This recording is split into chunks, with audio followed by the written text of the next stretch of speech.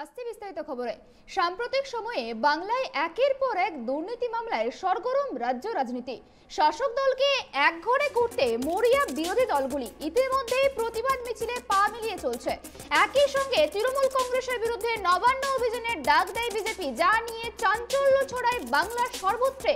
বিজেপির নবান্ন অভিযানকে ঘিরে ধুন্ধুমার কাণ্ড ঘটল মঙ্গলবার। দ্বিতীয় হুগলি সেতুর কাছে আটক করা হয়েছিল বিরোধী দলনেতা শুভেন্দু অধিকারী, সাংসদ লকেট চট্টোপাধ্যায় ও বিজেপি নেতা রাহুল সিনহাকে।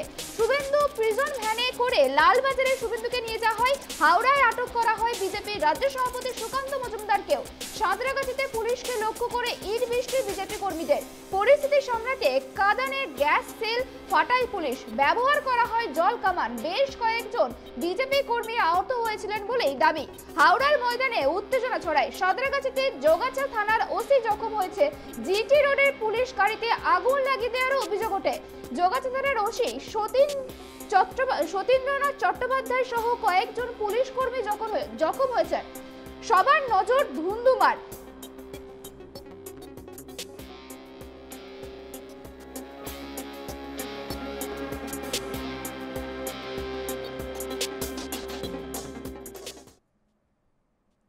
এই ঘটনাকে কেন্দ্র করে শাসক বিরোধী কি মন্তব্য করেছেন শুনে নেব।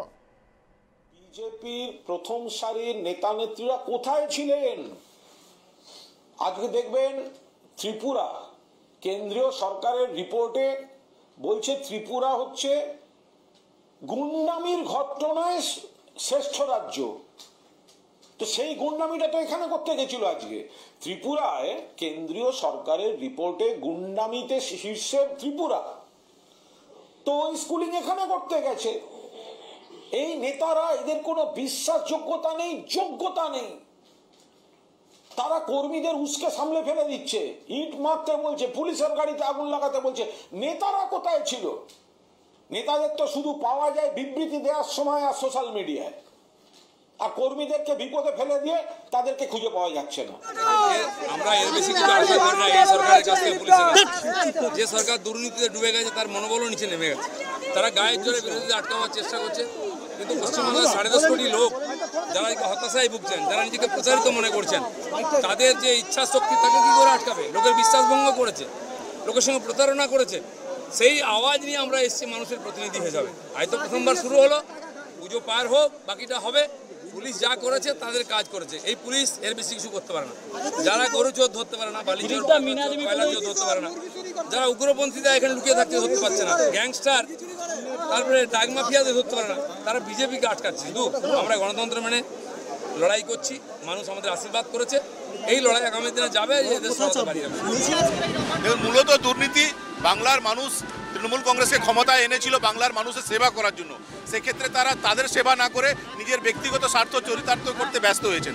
তার বিরুদ্ধেই বাংলার মানুষ আবেগকে মর্যাদা দিয়ে আজ আমরা আন্দোলনে নেমেছি। আগেও আমরা দেখেছি বিজেপি যে নবান্ন অভিযান করেছে, মিছিল করেছে, পুলিশের প্রশাসনের তরফ থেকে সেই মিছিল কাটতে দেওয়া হয়েছে। আজকেও শহর জুড়ে 48 জায়গায় ব্যারিকেড করে দেওয়া হয়েছে যাতে এই মিছিল না পৌঁছতে পারে। কি বলবেন?